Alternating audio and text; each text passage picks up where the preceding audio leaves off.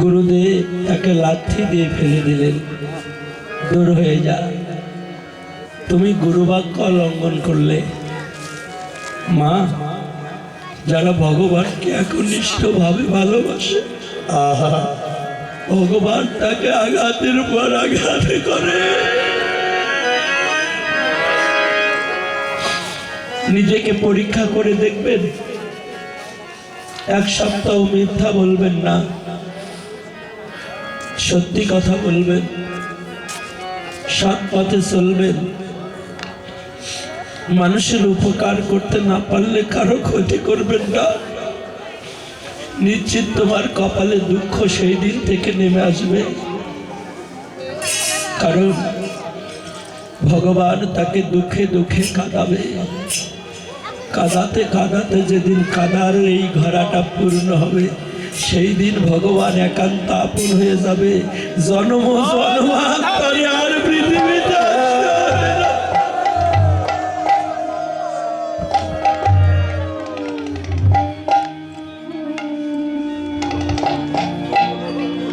হরি বল।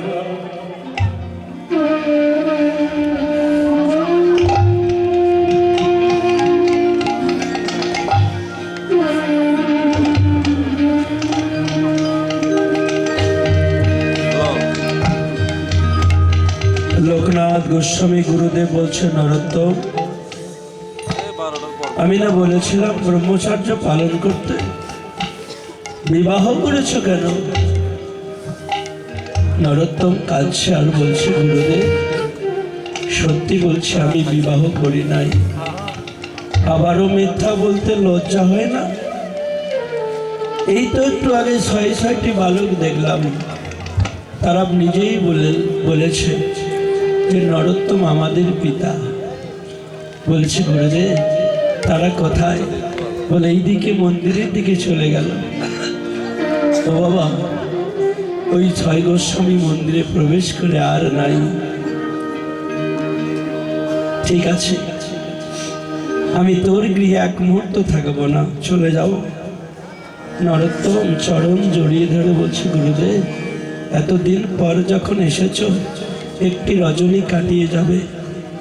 গুরুদেব বললেন, এ বাড়িতে কোনো রমণী নাই, আমার দেহ সেবা চরণ সেবা কে করবে? নরোত্তম বলছেন, গুরুদেব আমি একজন রমণীর ব্যবস্থা করে দেব। নরোত্তম নিজেই ৬ গোস্বামীর মন্দিরে উপনীত হয়ে কাঁদছে, প্রভু তুমি তো নারী, তুমি তো পুরুষ, তুমি নাকি ভক্তের অধীন ভগবান, তুমি ভক্তের যদি সন্তান হতে পারো, আজ তোমার পিতা এসে দুহাত পেতে ভিক্ষা চায়, আমার গুরুর মান রাখিতে তুমি এই পুরুষত্ব অভিমান দেহ কেড়ে নিয়ে আমাকে একটি সুন্দর রমণীর দেহ ভিক্ষা দিও ঠাকুর।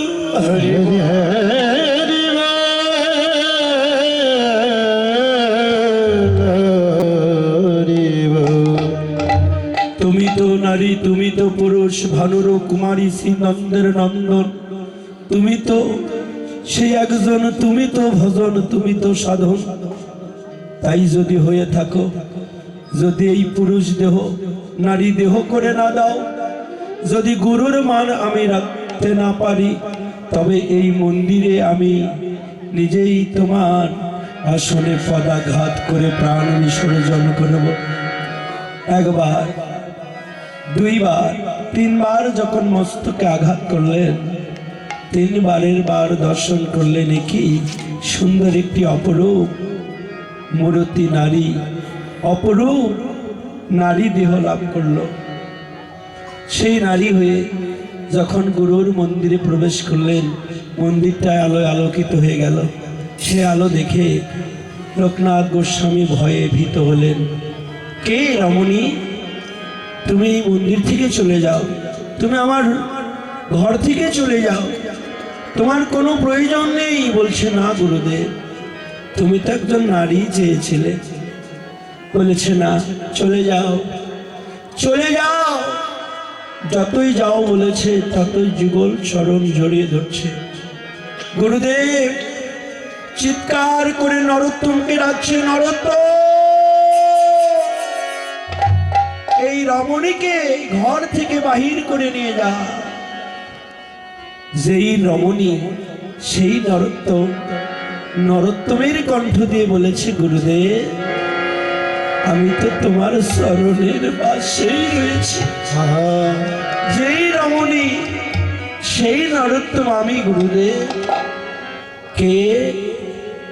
হ্যাঁ গুরুদেব, আমি তো নরোত্তম। যখনই নরোত্তমের কণ্ঠ দিয়ে বললেন তখন বলেছে, গুরুদেব নরোত্তম, নরোত্তম তুই এই নারী দেহ কোথায় পেলি?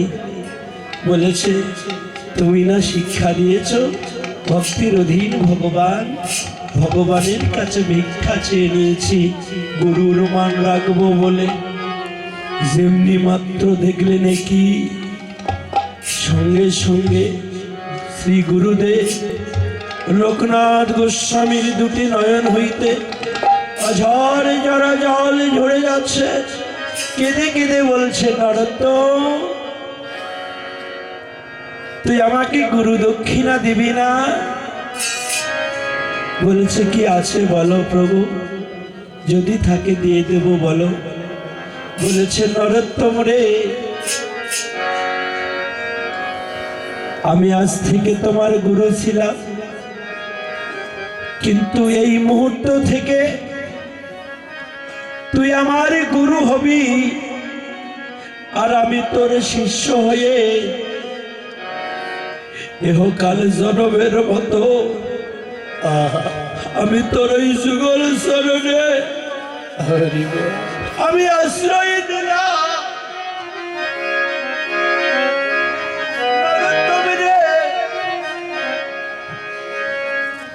আজকে আমি তোর মতো শিষ্যকে মন্ত্র দিয়ে জনম ধন্য হলো, তাই আমি ওই চরণে আশ্রয় দিলাম।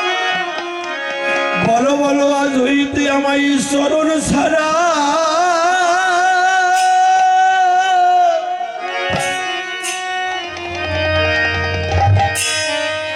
চরণ ছাড়া করো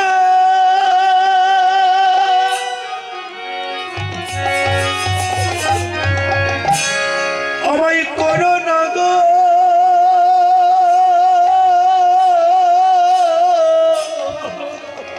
अरे আমায় ছাড়ো,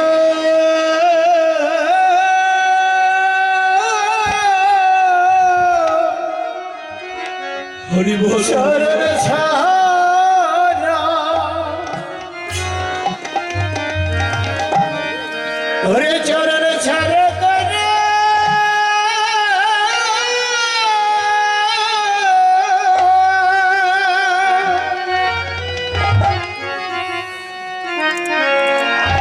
আমায় করো না গো।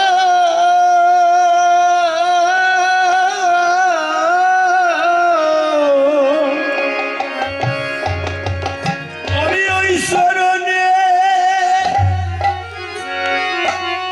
তোমার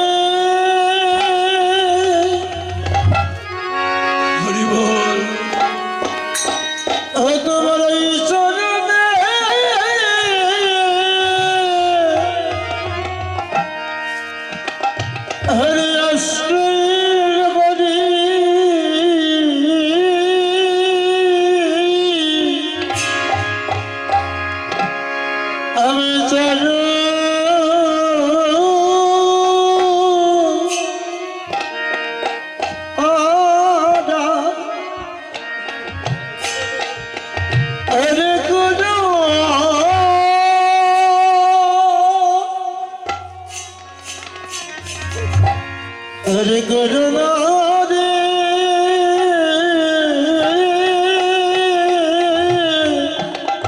হরে কৃষ্ণ বাবা।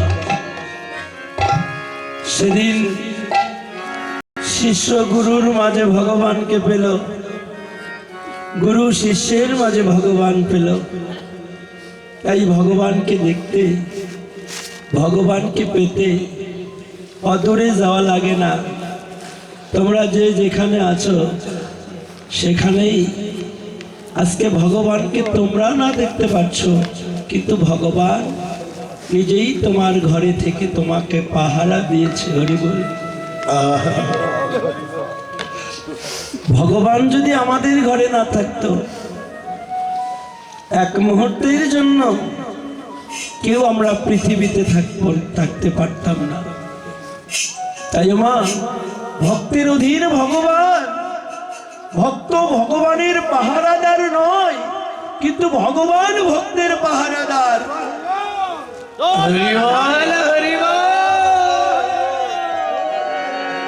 তোমরা নিজেরা ভেবে দেখো, জগতের যারা ঘরামি, তারা ঘর তৈরি হলে টাকা পয়সা অর্থ যখন পায়, ঘর ছেড়ে জনমের মতো চলে যায়। ও বাবা,